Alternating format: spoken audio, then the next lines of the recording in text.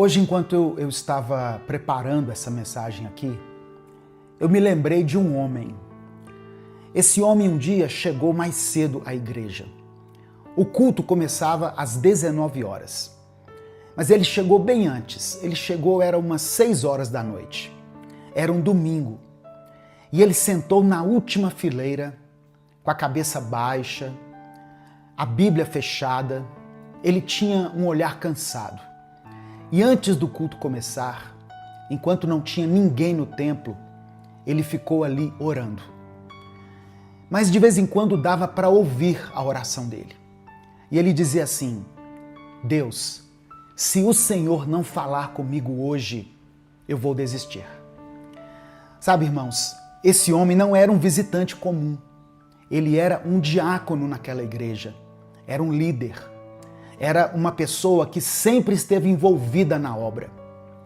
Mas naquela semana, o casamento dele estava passando por uma crise. Os filhos dele estavam se desviando da fé. Ele estava desempregado, com as contas atrasadas. E por tudo isso, parece que a fé dele estava cansada, sabe? E depois que ele orou, eu fui até ele e conversei um pouquinho com ele. E aí ele acabou se abrindo comigo. Ele disse que se sentia um fracasso. Ele pensava assim: como que Deus pode usar alguém como eu? Quem sou eu para ministrar alguma coisa na vida dos outros? Olha para a minha vida. E eu falei com ele que aquela voz não vinha de Deus. Aquela era a voz do inimigo. E aí, no meio do louvor, ele chorou muito. E naquele dia, a palavra parece que tinha sido feita para ele. Era como se o pregador tivesse ouvido a nossa conversa. Ele foi consolado, o Espírito Santo encheu ele de esperança e ele saiu dali pronto para continuar tentando. E no meio da pregação, ele ouviu uma frase que talvez tenha mudado a história dele. Ele ouviu o seguinte: Deus não usa vasos perfeitos. Ele usa vasos disponíveis. Eu vou repetir isso. Deus não usa vasos perfeitos. Ele usa vasos disponíveis. Naquela noite, ele saiu dali forte, mas também quebrantado. Isso aconteceu há muitos anos, mas até hoje, quando a gente se encontra, ele diz que a partir daquela noite, a vida dele deu uma reviravolta. Deus começou a usá-lo de uma forma que ele nunca tinha experimentado antes. A paz do Senhor, meu querido irmão, minha querida irmã. Eu sou o pastor Edivaldo Oliveira e você está no canal Minuto com Deus. Seja bem-vindo, seja bem-vinda. Aqui, nesse espaço, todos os dias, eu compartilho uma mensagem de fé e esperança. E no final, eu oro por você. Se você está chegando aqui hoje, eu quero pedir que você se inscreva no canal, dê o like no vídeo e quando você se inscrever, ative o sininho das notificações. Essas ações são muito importantes porque elas nos ajudam a alcançar outras pessoas. Sabia que Deus sempre usou gente fraca? Em Tiago 5, verso 17, diz que Elias, o profeta Elias, era um homem sujeito às mesmas paixões que nós. Elias não era um super-humano espiritual. Ele sentia medo, cansaço, angústia e até desejo de morrer. Em 1 Reis, capítulo 19, dos versos 3 e 4, Elias pede a morte debaixo de uma árvore. Olha o que o texto diz. Elias teve medo e fugiu para salvar a própria vida. Quando chegou a Berseba de Judá, deixou o seu servo e entrou no deserto, caminhando um dia. Chegou aonde havia uma giesta, sentou-se debaixo dela e orou, pedindo a morte. Já tive bastante, Senhor. Tira a minha vida. Não sou melhor do que os meus antepassados. O texto de Tiago não diz que Elias era um homem de grandes virtudes, mas um homem de paixões semelhantes às nossas. Então, o que mudou a história não foi quem Elias era, foi quem Deus é. Deixa eu te falar uma coisa. A sua fraqueza não anula o seu chamado. Amém? A sua fraqueza não anula o seu chamado. Davi caiu feio, cometeu adultério, pecado moral, abuso de poder, um assassinato encoberto. Mas quando ele foi confrontado, ele se arrependeu. Salmos 51 revela um coração quebrantado. Depois você lê. Esse salmo foi escrito quando Davi foi repreendido pelo profeta Natã. Quer outro exemplo? Pedro negou Jesus 3 vezes. Mas quando ele entendeu o que tinha feito, o texto de Lucas, no capítulo 22, verso 62, diz que Pedro, saindo dali, chorou amargamente. E a lista é enorme. Abraão mentiu, Moisés matou um homem, Jacó enganou um monte de gente, Raabe era uma prostituta e mesmo assim ela entrou para a linhagem de Jesus. Paulo perseguiu a igreja. Muitas pessoas foram levadas à morte por causa de Paulo. O que eu quero que você entenda é que Deus não chama pessoas prontas. Ele chama pessoas dispostas a serem transformadas. Em Romanos capítulo 11, verso 29, diz assim: porque os dons e o chamado de Deus são irrevogáveis. O tesouro não está no vaso que é frágil, limitado, mas o tesouro está no conteúdo. 2 Coríntios capítulo 4, verso 7, está escrito assim, olha: temos, porém, esse tesouro em vasos de barro, para mostrar que o poder que a tudo excede provém de Deus, não de nós.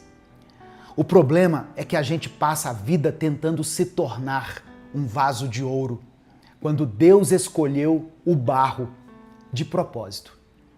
Se o vaso fosse perfeito, a glória seria do vaso. Mas sendo um vaso frágil, todo mundo sabe que foi Deus. Antes de continuar, eu quero abrir um parêntese aqui e falar com você com muita sinceridade. Talvez você esteja me ouvindo agora e pensando assim: pastor, eu creio nisso tudo aí que o senhor está falando, mas eu não sei por onde começar. Eu me sinto muito fraco, muito fraca. A minha vida espiritual está uma bagunça, está totalmente desorganizada. A minha mente está cansada, minha vida emocional está uma bagunça. Foi pensando exatamente em pessoas, assim como você, pessoas reais, cansadas, sobrecarregadas, pessoas que amam a Deus, mas que precisam de uma direção. Foi pensando nisso que eu criei o método Vida Abundante. O Vida Abundante não é para gente perfeita, não é para quem tem tudo resolvido. Ele é para vasos de barro, para pessoas que decidiram caminhar com Deus de forma intencional, que querem amadurecer espiritualmente, alinhar a fé com a vida prática e crescer por dentro. Se você sente que precisa organizar a sua vida espiritual, sua vida emocional e até a sua forma de pensar, eu quero te convidar a conhecer o método Vida Abundante. O link está aqui na descrição desse vídeo e no comentário fixado. Agora vamos continuar. A fraqueza é o cenário perfeito para a manifestação do poder de Deus. Sabia disso? Em 2 Coríntios, no capítulo 12, no versículo 9, Paulo escreveu uma resposta que Deus deu para ele. Depois dele ter orado 3 vezes, pedindo que Deus retirasse, removesse um espinho na carne que o atormentava. Olha a resposta que Deus falou para Paulo. A minha graça te basta, porque o meu poder se aperfeiçoa na fraqueza. Paulo não pediu a Deus mais força, ele pediu livramento. E Deus não tirou o espinho que estava incomodando Paulo. Deus revelou a ele a sua graça. Deus não remove todas as nossas limitações. porque muitas dessas limitações são o canal pelo qual ele se manifesta. Isaías 40, verso 29 diz que ele, o Senhor, fortalece o cansado e dá grande vigor ao que está sem forças. Sabe, irmãos, Deus procura aqueles que sabem, que reconhecem que não conseguem fazer as coisas sozinhos. 1 Coríntios capítulo 1, do verso 27 ao 29, diz o seguinte: mas Deus escolheu os que são loucos para o mundo, a fim de envergonhar os sábios, e os que são fracos para o mundo, a fim de envergonhar os fortes. Deus escolheu as coisas insignificantes do mundo, os desprezados, e as coisas que não são, para invalidar as que são, a fim de que ninguém se vanglorie diante dele. Quem acha que consegue sozinho, raramente depende de Deus. Deus procura os improváveis. Mas quem está quebrado, se sentindo incapaz, sabe que se algo acontecer, foi Deus. A fraqueza gera dependência. A dependência gera intimidade. E a intimidade gera poder espiritual. Em Salmos 34, versículo 18, Davi escreveu o seguinte: perto está o Senhor dos que têm o coração quebrantado. Não espere a perfeição para servir a Deus. Eu sei que tem muita gente aqui que está me ouvindo, que não está servindo a Deus, que se afastou de muitas coisas porque não se sente pronto. Alguns se sentem indignos, porque o casamento está em crise, porque a vida financeira está bagunçada, a fé está fraca, ou até mesmo porque a sua consciência está pesada. Meu irmão, minha irmã, se Deus esperasse perfeição, ninguém serviria a Ele. Se Deus exigisse força, ninguém seria usado. Filipenses capítulo 1, verso 6, diz que aquele que começou a boa obra em vocês há de completá-la. Você está em construção. E enquanto você está sendo moldado por Deus, Ele quer usar a sua vida. Você é um vaso de barro, frágil, imperfeito, limitado. Mas o barro, quando está nas mãos certas, se transforma em algo útil, belo e cheio de propósito. Em Jeremias 18, versículo 6, Deus diz assim: como barro nas mãos do oleiro, assim são vocês nas minhas mãos. Então, não deixe que as suas fraquezas te afastem de Deus. Deixe que elas te conduzam para Ele. Porque o poder não está em você, está no Deus que te sustenta. Amém? Nesse momento eu quero orar pela sua vida. Se você ainda não escreveu o seu pedido de oração, escreva ele agora aqui nos comentários. Se você está intercedendo por alguém, esse é o momento em que você pode colocar o nome dessa pessoa aqui. Quando você coloca um nome aqui, muitas pessoas oram por essa pessoa. Amém? Vamos falar com Deus. Pai amado e querido, nós nos colocamos agora diante da Tua presença, Senhor, reconhecendo que somos vasos frágeis, mas queremos dizer que o nosso maior desejo é Te servir, é estar no centro da Tua vontade. Nós reconhecemos que somos limitados, imperfeitos, que somos pecadores. Muitas vezes nos sentimos cansados, sobrecarregados, confusos e não temos força para continuar. Senhor, quantas vezes nós tentamos ser fortes sozinhos, fingindo que está tudo bem, quando por dentro estamos totalmente quebrados. Quantas vezes achamos que precisamos estar prontos para sermos usados por Ti, quando o Senhor nos chama exatamente como estamos. Hoje, nós Te pedimos pela fé que o Senhor nos ajude a reconhecer as nossas fraquezas, sem medo, sem vergonha e sem culpa.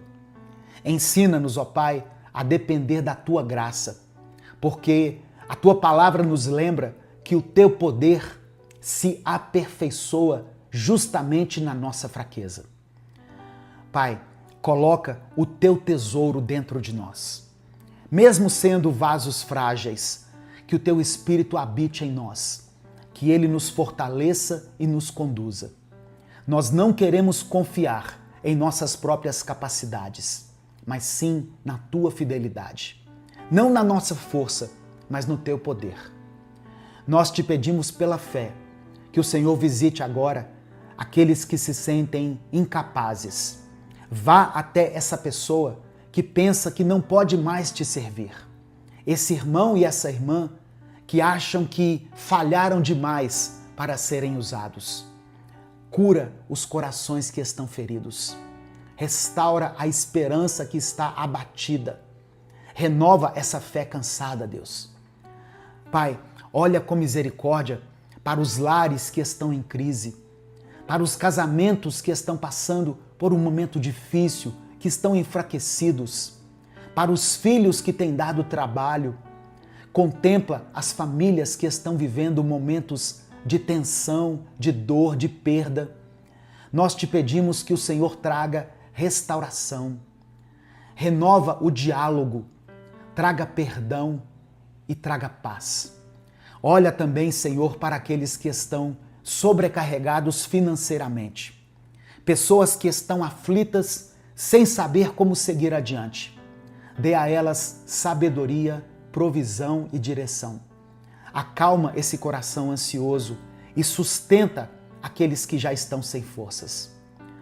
Pai, ensina-nos a não esperar a perfeição para te servir. Ajuda-nos a não paralisar por causa das nossas falhas. Que possamos caminhar contigo, mesmo que o nosso processo esteja em andamento, mesmo estando em reconstrução, porque nós confiamos que aquele que começou a boa obra em nós há de completá-la. Nós nos colocamos agora nas tuas mãos, como barro nas mãos do oleiro. Quebra aquilo que precisa ser quebrado, Senhor.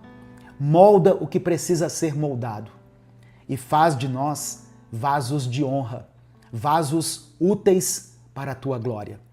Nós te pedimos tudo isso pela fé, confiando não em nós, mas em ti. É no nome de Jesus que nós oramos. Amém. Receba essa palavra no seu coração, meu irmão, minha irmã. Essa mensagem não chegou até você por acaso. Talvez você esteja fraco hoje, cansado, desanimado, achando que não serve mais, que falhou demais ou que não tem mais forças para continuar. Mas eu quero te lembrar, você é um vaso de barro, sim, porém você está nas mãos de um Deus forte. E Deus nunca desistiu de você. Ele não te chamou pela sua força, Ele te chamou pela graça dele. Ele não te escolheu porque você era perfeito, porque você era melhor que os outros, mas porque Ele decidiu te amar e te moldar.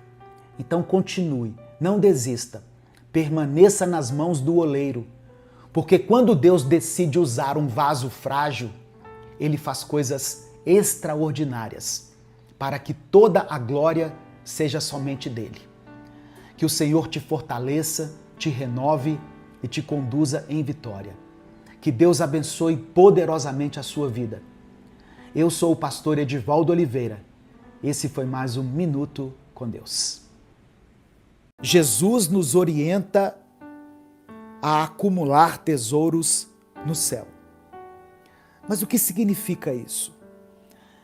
Acumular tesouros no céu é investir em valores que são eternos. Amor, justiça, generosidade, misericórdia, fé, compaixão, são valores eternos. Semana passada eu conversava com uma pessoa e eu me lembrei da fala de um pastor que eu sigo, que disse certa vez o seguinte, que o maior legado que nós deixamos para os nossos filhos não é a casa, não é o carro, não é o dinheiro lá na conta bancária. o maior legado que nós podemos deixar para os nossos filhos é o nosso nome, é um bom nome e a nossa fé. Duas coisas. É claro que eu poderia citar outras aqui, mas repare que não são coisas materiais. Acumular tesouros no céu é investir em valores eternos. Valores como o amor, a justiça, a generosidade, a compaixão, a misericórdia, a fé. É construir uma vida que reflete os princípios de Deus. Dessa maneira eu estarei acumulando tesouros nos céus. Eu respondo a uma pergunta que já me fizeram mais de uma vez aqui no direct, nos comentários dos vídeos. Pastor, como eu acumulo tesouros no céu? Invista em valores eternos. Invista naquilo que Deus ama. Invista naquilo que é precioso aos olhos de Deus. Amém? Receba essa palavra em nome de Jesus.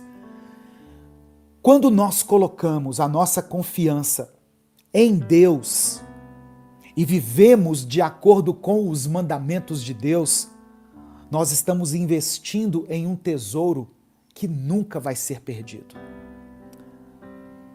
Amém?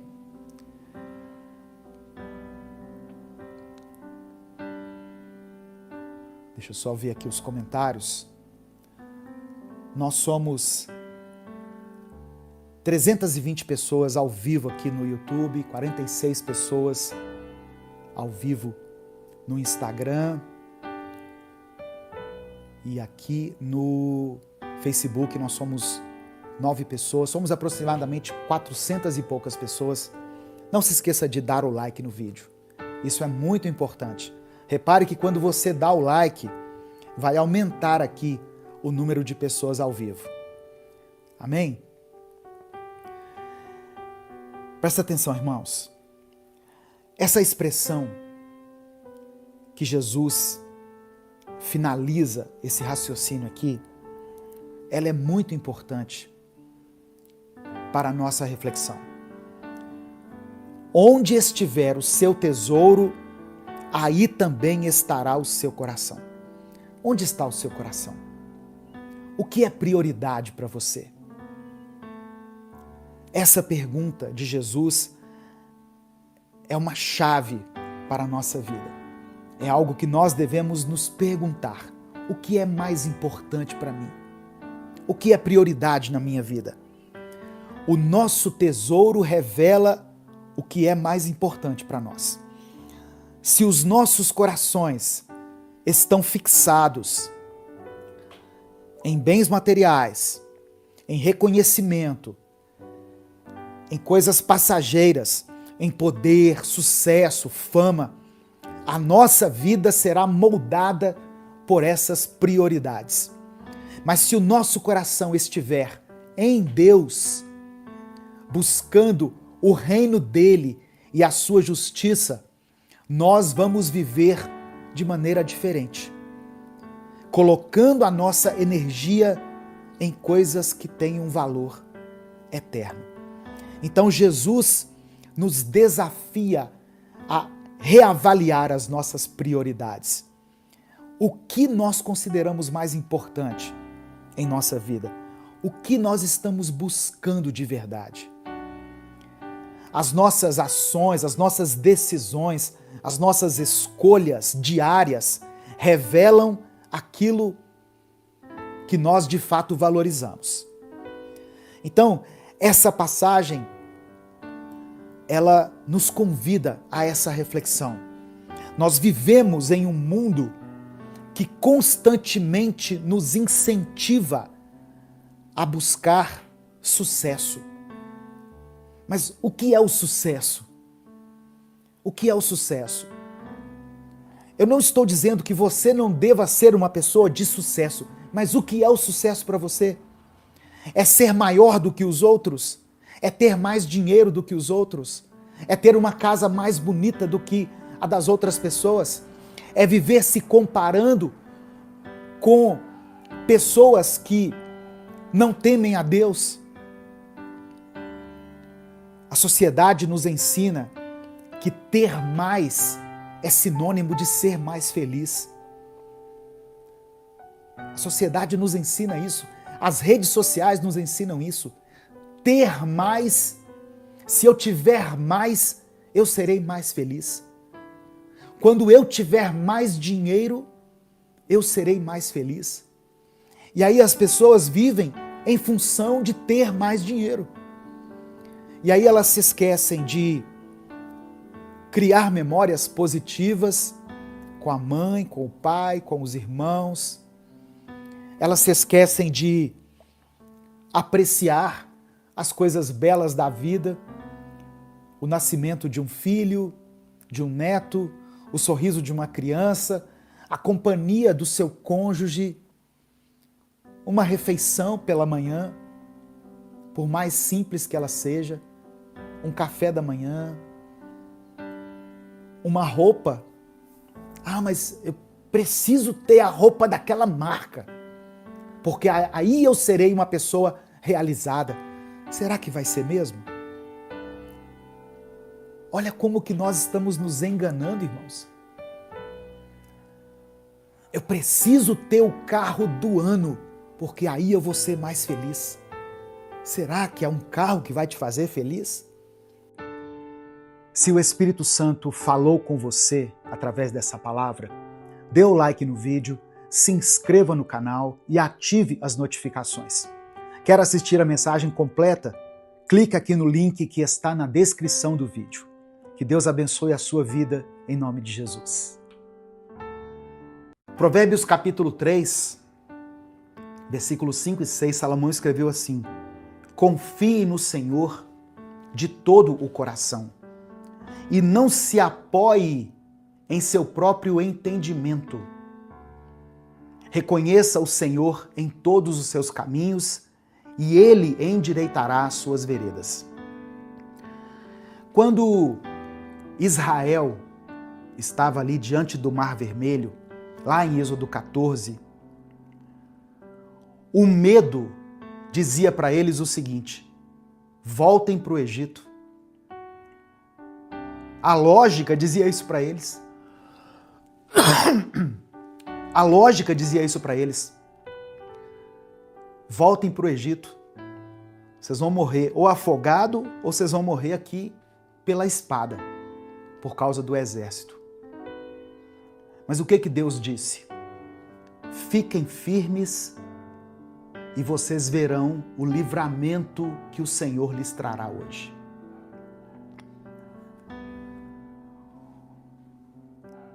O perigo de buscar refúgio fora da vontade de Deus. A grande lição aqui, irmãos, de Jeremias 42, é que o Egito simboliza a confiança nas coisas do homem, na lógica humana, nos recursos humanos. O povo queria depender da força militar e das riquezas do Egito, mas Deus estava chamando eles para depender exclusivamente dele. E ir para o Egito ia contra tudo aquilo que Deus já havia falado. Lá em Isaías, no capítulo 31, no verso 1, Deus já tinha advertido: ai dos que descem ao Egito em busca de ajuda. Tá vendo?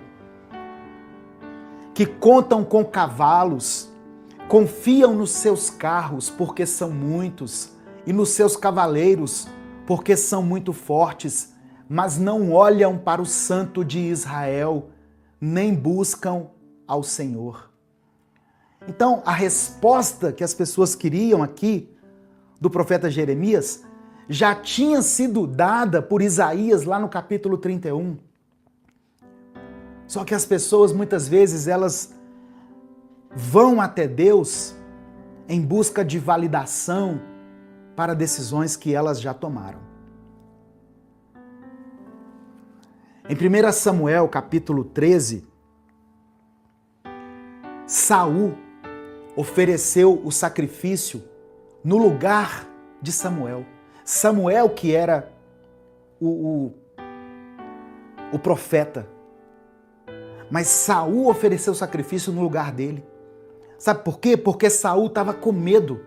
E Saul ficou ansioso diante da guerra. Qual foi o resultado disso? Saul perdeu a graça, perdeu o favor de Deus, foi destituído, foi rejeitado por Deus. Quem busca refúgio só nas coisas humanas, no dinheiro, nos contatos, quem busca apoio somente nessas coisas, mas não consulta a Deus, essa pessoa pode até ter um alívio assim, momentâneo, mas ela vai perder a paz verdadeira. Quantas pessoas hoje que estão passando por crises, e aqui eu falo de crises, pode ser em várias áreas da sua vida. Quantas pessoas diante de uma crise buscam atalhos ilícitos, fazem alianças com pessoas erradas, buscam por caminhos mais fáceis, mas assim elas acabam colhendo destruição. Não é verdade? Então, obediência só de palavras não basta. O que o povo falou aqui no texto que eu li? Eu vou voltar aqui. Vou voltar lá no texto inicial, que é Jeremias 42. Eu vou ler só o versículo 6. Olha só.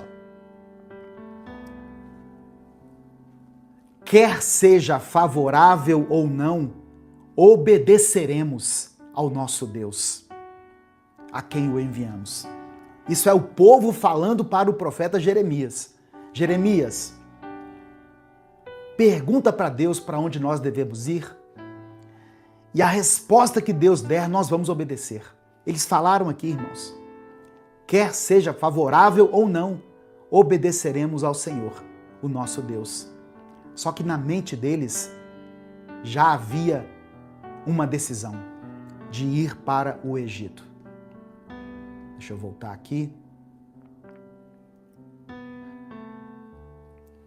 Logo depois, no verso 43, eles rejeitam a palavra de Jeremias e descem para o Egito. Tiago, capítulo 1, verso 22, diz que nós devemos ser praticantes da palavra e não apenas ouvintes, enganando-nos a nós mesmos. O profeta Jonas tentou fugir para a cidade de Tarsis, mesmo depois de ouvir claramente aquilo que Deus queria dele. O que Deus falou para Jonas? Vai para Nínive. O que Jonas decidiu no coração? Eu vou para Tarsis. Muitas pessoas falam assim, seja feita a tua vontade. Não é verdade? Nós não oramos assim? A oração do Pai Nosso, nós falamos isso com Deus? Seja feita a vossa vontade, seja feita a tua vontade, Senhor. Só que como que nós vivemos na prática? Seja feita a minha vontade. É isso que acontece, na maioria das vezes. No final dessa mensagem eu vou orar por você. Por isso escreva aqui nos comentários o seu pedido de oração. Se o Espírito Santo falou com você através dessa palavra, dê o like no vídeo, se inscreva no canal e ative as notificações. Quer assistir a mensagem completa? Clique aqui no link que está na descrição do vídeo. Que Deus abençoe a sua vida em nome de Jesus.